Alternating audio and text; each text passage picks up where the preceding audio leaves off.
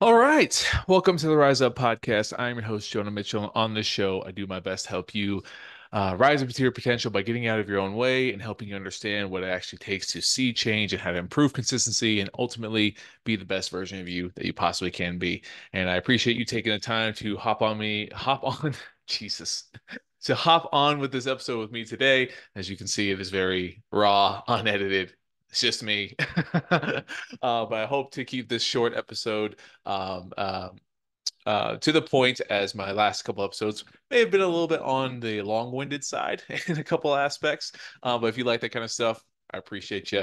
I want to keep it relatively simple in this one, and this one is something that I often talk to a lot of people about.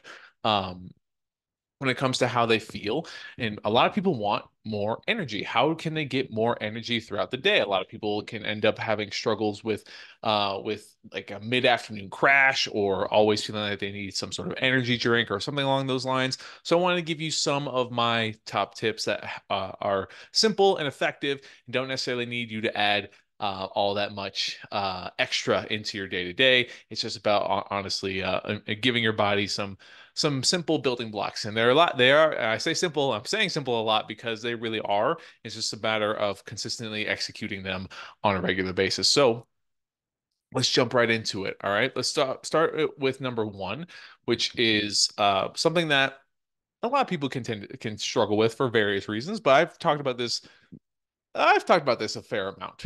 But if you're struggling with energy and you want to see a improvement, I would start by increasing water. All right. It's super simple. Please listen to why.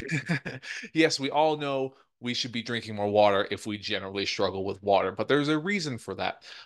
Water is the mechanism that helps deliver nutrients throughout our body, right? Nutrients and energy, like all these things, water is a very key component to doing that. So, especially neurotransmitters and hormones. And that's what energy really ends up being is those signals going off in our mind and are the hormones that are the neurotransmitters that trigger hormones to distribute energy throughout our body and even our muscles. Our muscle needs to distribute sodium and ATP and other fueling systems that help them perform or stay on top of it. Water is essential for those things. So a lot of us can be a little bit more on the dehydrated side. And dehydration doesn't mean like you're parched all the time. Like there's a certain point where we'll get used to like being where we get used to having a certain amount of water that's just suboptimal for our personal preferences and or what our body wants. So it's not like you have to always drink a certain amount. There's just every one of us needs a different amount based on the threshold or based on our lifestyle, based off our needs. And it really just comes to building a sustainable floor within your current lifestyle and then modifying from there. So in that regard, I like to help people get somewhere between half a gallon to a gallon of water a day. And this is pretty simple. I've mentioned this many times before if you listen to the podcast, but this is a good floor to establish, right? Not everyone needs a gallon of water every single day, but somewhere oftentimes between a half a gallon to a gallon is where most people start to notice that their body starts to feel a lot better. You know, if you have a partner who has a headache all the time, you suggest just drink more water. Yes, this could drastically reduce their headaches, but it also can improve their digestion. It also can improve their energy by getting more of by allowing their body to flow more consistently throughout the day. And essentially, if you can get between that half gallon to a gallon, then you can start out understanding, okay, what happens if I get more? What happens if I get less than that general target? And most people will start to notice when they're consistent, maybe 1 to even 3 weeks in that hitting that window, and they notice when they get less than a half gallon. They notice how they feel a lot different. They notice that their headaches come back, or some cravings could even come into play. And we'll talk about food wise here too.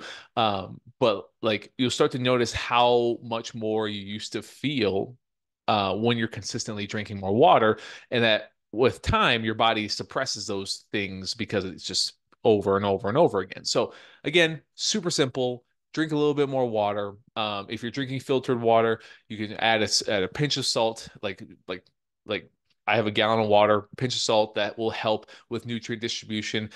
This is not going to be a conversation about sodium intake, but if you don't have an issue with sodium and you want to improve your energy, getting your half a gallon with a pinch of sodium can definitely help a lot. And honestly, if you never have energy for your workouts, adding a pinch of sodium, maybe even like a half a tablespoon or a tablespoon of honey, this is a bonus one, and then drink like 6 to 8 ounces of water with that. I promise you, you'll feel a pretty big difference because that extra sodium with the extra water, and then that little spike of glycogen or the blood sugar spike from the carbohydrates in the honey, you'll feel your body's able to perform much more consistently with a lot less likely to crash. You'll feel more focused. You may even feel your muscles engage a lot more because of the extra sodium and hydration. So those things, you don't necessarily need to drink more coffee, but if you can, add an extra glass here and there, work your way up between the half gallon to a gallon. And another kind of rule of thumb, if you're pretty active, for every hour of activity, it's usually recommended to add an additional 15 ounces to your day.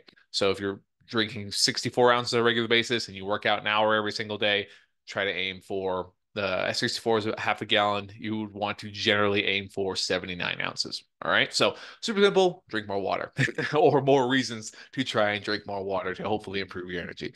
Number two. Number two is what a lot of people like to or a lot of people don't really understand until they're like really paying attention to their food quality. But this can come from this is about nutrient timing. Um, there's the nutrient timing. It can be like fasting, where you fast the majority of the morning. You don't have your first meal till like 10, 11, 12 in the afternoon. That's kind of nutrient timing because a lot of people they may have a high carbohydrate breakfast in the morning, and this spikes their blood sugar, their insulin, and their blood sugar self-regulates because it needs to, and then that's where we can have energy crashes, and we can feel lethargic throughout the day. So when people fast, they end up not having those crashes as often. You can definitely do that if you wanted to, but really, you can just shift up the components of your meals and just shift a more carbohydrate focused meal towards the latter half of your day.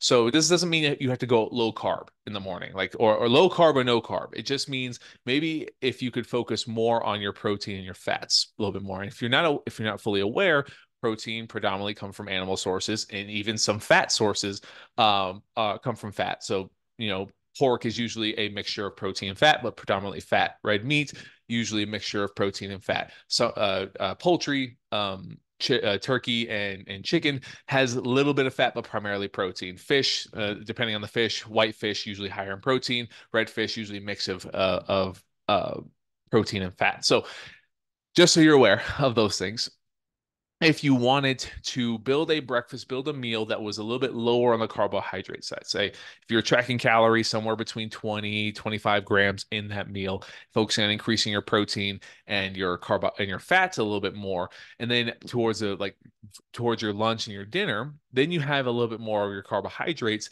This will drastically reduce the blood sugar spikes or changes, because that's usually what happens. People have very high carbohydrate meals at the start of their day, which is when we start our day, essentially, our cortisol is at its highest. That's what wakes us up. Cortisol is not just a stress hormone, it is a hormone that helps us wake up, stay alert, and be energized to accomplish the tasks throughout the day.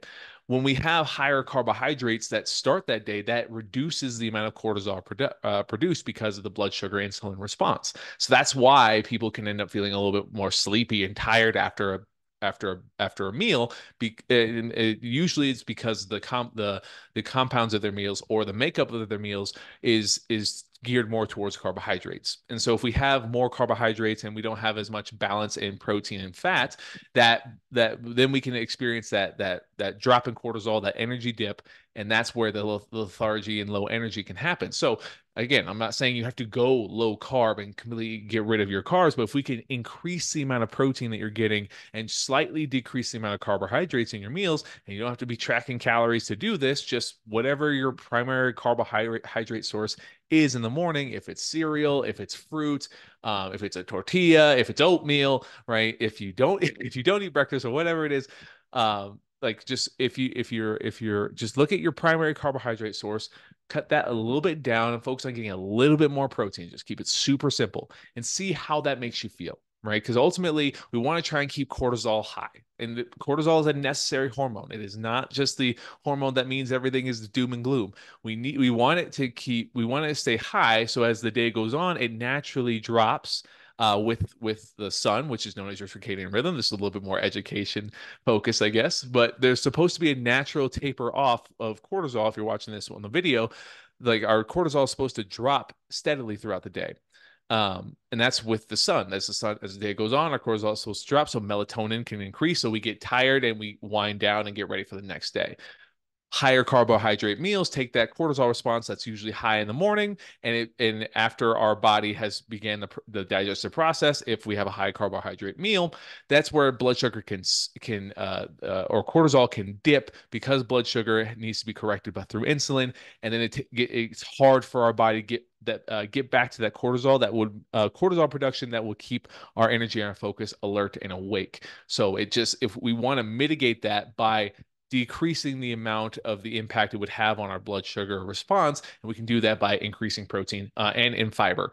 Essentially, I want you to have a more balanced meal. And a way you can approach this is I like to start people with a plate method. Half your plate, some sort of vegetable, quarter plate, complex carb, which is any carb that comes to the ground, rice, quinoa, oats, beans, and quarter plate, some sort of protein, preferably on the leaner side. So whitefish or whitefish, leaner proteins, turkey, if you can. Again, none of the higher fat proteins are bad.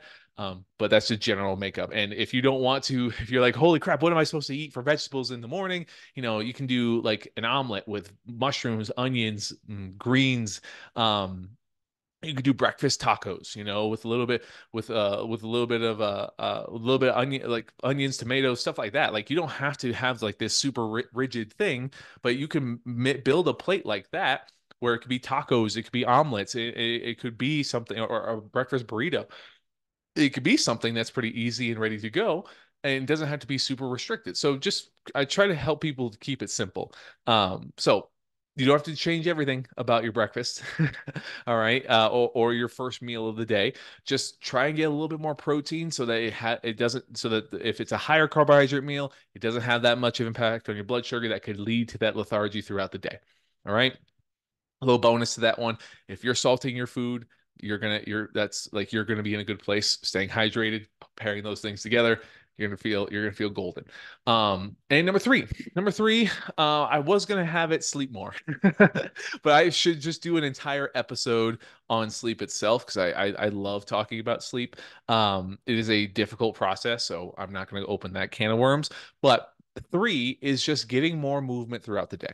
Um, Simply put, if you can add a 5 to 15 minute movement of forms of movement after every meal that you consume, you're gonna improve your overall feeling, your overall energy like tenfold. And it's just walking, right? And the point is to get our blood flowing, our body moving, and this is what's going to kickstart a lot of those hormonal responses that stagnation our body can feel if we get stuck behind a desk. A lot of us work sedentary jobs. That's okay, not at the end of the world. And a lot of us can have a hard time getting away from our desks. Again, not the end of the world, not a bad thing. It is just like, if we can find ways to get that movement in, it will not only improve your energy, it's going to improve your ability to digest and absorb your nutrients, which is going to then help decrease the negative impact of blood sugar and all those other things I was talking about earlier. And it's going to help your blood flow more often. So now if you have more water in your system, then your body's going to be distributing nutrients more often. So there's a reason why I didn't do just sleep. Because yes, if we're tired throughout the day, I would obviously love more people to get more sleep. But these are simple things I want you to just look at your day to day and see if you can start implementing them. Because ultimately, if we can start feeling better, we're going to keep doing these things. And this is what I want every person I start working with. My goal is to help them feel better through simple, sustainable changes. It's not supposed to be complicated. It's not supposed to be snap my fingers, everything's supposed to go right. I want you and your body to feel better. And these things, like getting more energy, this is what's going to lead to you feeling more motivated, more energized, more willing to add more things on. And if you can get consistent with the basics like this, like getting that 5 to 15 minutes of movement after every meal, man, I have always, or I try to give people a suggestion, especially if they get stuck at their desk a lot of times.